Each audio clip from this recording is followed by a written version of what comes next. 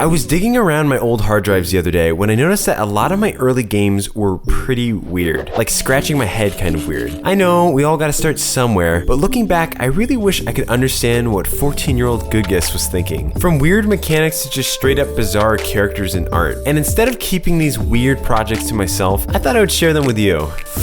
So please don't judge. And if you like this idea and you want to see it again in the future, please consider subscribing and let me know in the comments down below. With that said, and in no particular order, let's start with one of my first completed games ever, Bomb Bash. Back in the day when dial-up internet was all the rage and the indie dev scene was pretty small, there was a little site called Yo-Yo Games Sandbox, which I covered in more detail in this video right here. Basically, it was the OG itch.io, but specifically for Game Maker games. I had just started learning Game Maker 7 at the time and had yet to complete any real serious project. Granted, I was only like 14 or 15 years old. With that in mind, I decided I wanted to create a unique arcade style game, kind of like Rocket Pods, a game my brother Crate made many years later, except for I had a brilliant game hook. Every time you would move, the camera would spin. Yeah, so apparently I thought motion sickness made for a great mechanic. And to top it off, I also thought instead of controlling the character, which is a bomb by the way, you control the walls and the environment of the game. That already sounds like a silly idea considering it changes nothing with the mechanics at all, but the worst part is I didn't know how to parent objects and reuse scripts, so I had to recreate the movement for every object in the game, which caused some objects like these moving bars to have some really strange collisions. But the funniest part about Bomb Bash is I thought it was so cool that it needed a sequel with more levels, better graphics, and of course a remix of the original banger OST.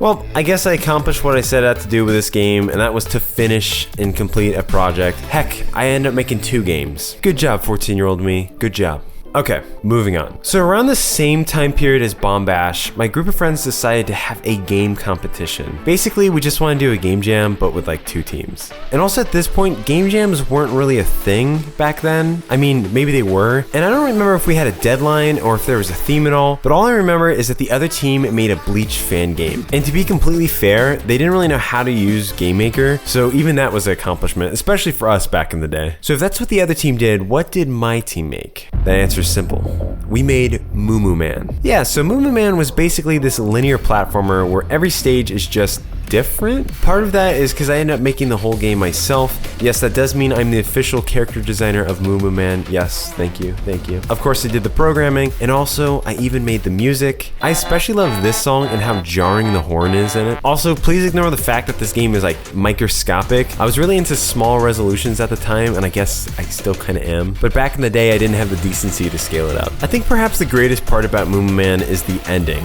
After reaching the final level, you just hit a switch and blow yourself up.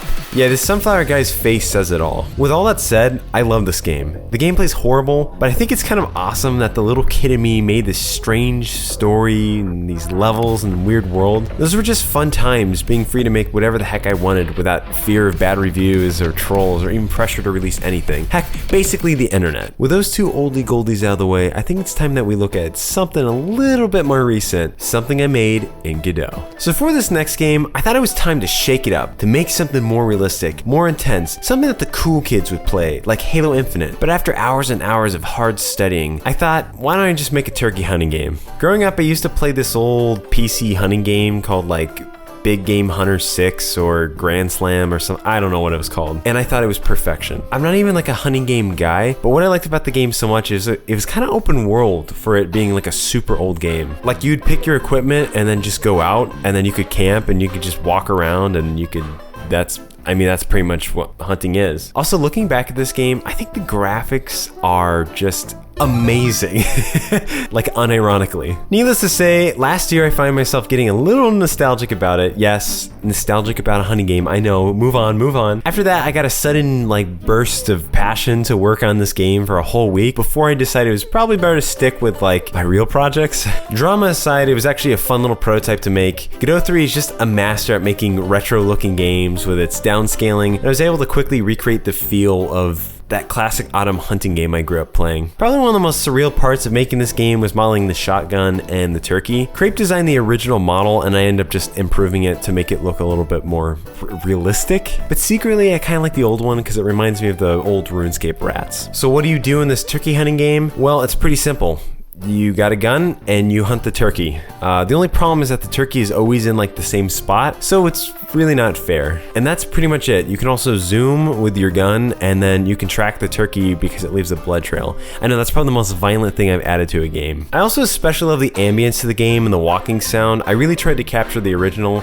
And honestly, I don't even know why I made this in the first place, but I had a fun time doing it. It made me nostalgic, and I learned more about 3D, so I guess it doesn't hurt. So why did I show you these games? I don't know. Honestly, they're just so silly to me, and they make me smile. But maybe I showed them because they're just another example that only through experimentation and play that we grow as developers. Don't worry if you make mistakes or your core mechanic causes motion sickness. I've been there, I've done it. I mean, your game probably won't be commercially successful, but who cares? At least you tried something new, and that's how we learn. This was just scratching the surface of some of the weird games I've made. If you'd like to see more, please let me know down below. Also, let me know what your favorite game was. Was it Moo Moo Man? Was it Bomb Bash? Was it Untitled Turkey Game? And I just want to give a huge shout out to Zulwarn, Skides, Rybread, Remtain, Luke the Duke, James Albert, Ganger, and Electro, PR, and the rest of the fantastic Patreon supporters. I just appreciate you guys so much, and I hope that all of you have a wonderful rest of your day, and I'll see you next time for another Game Dev Adventure.